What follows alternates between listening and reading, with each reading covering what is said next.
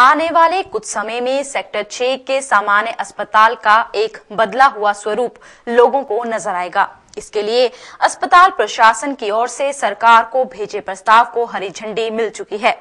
वो national rural health mission द्वारा भी जल्द पास किए जाने के बाद अस्पताल में इस पर काम शुरू हो जाएगा।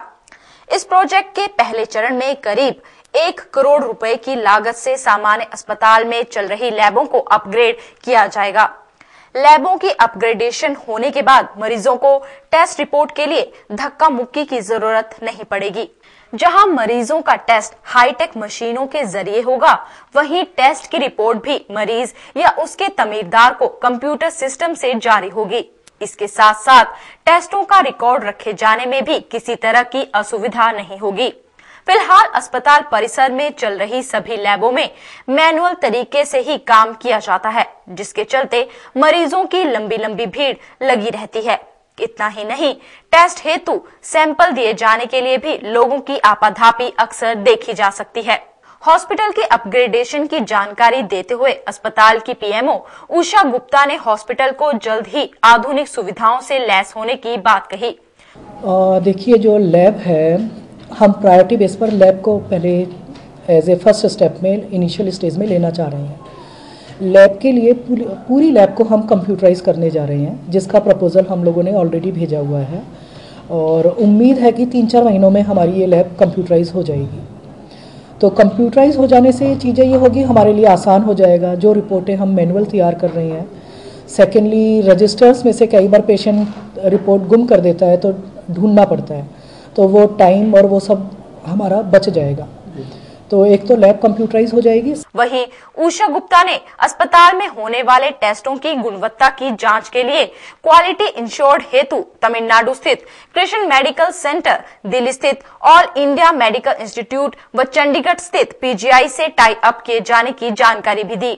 तो फुली ऑटोमेटिक मशीनें होने से एरर के चांसेस कम हो जाते हैं। सेकेंडली, एक साथ बहुत सारे टेस्ट उसमें हम कर सकते हैं।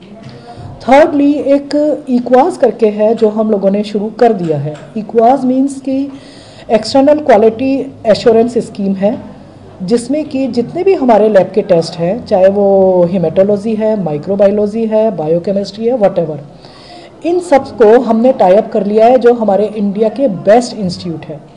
मीन्स कि जैसे कुछ टेस्ट के लिए हमारा पीजीआई में सैंपल जाता है, कुछ के लिए सीएमसी वेल्लोर में जाता है और कुछ टेस्ट के लिए हमारा टाई अप हो गया है एम्स जो दिल्ली में है। तो वहाँ रेगुलर बेसिस पर हमारे सैंपल्स वहाँ जाया करेंगे और वो टेस्ट हमारे हुआ करेंगे और वो हमें सर्टिफाइड करेंगे कि हमारे टेस्ट जो हो रहे हैं एट पार हो रहे हैं और एक्यूरेसी है। तो इससे क्या है, क्वालिटी और बढ़ जाएगी और एरर कम हो जाएंगे।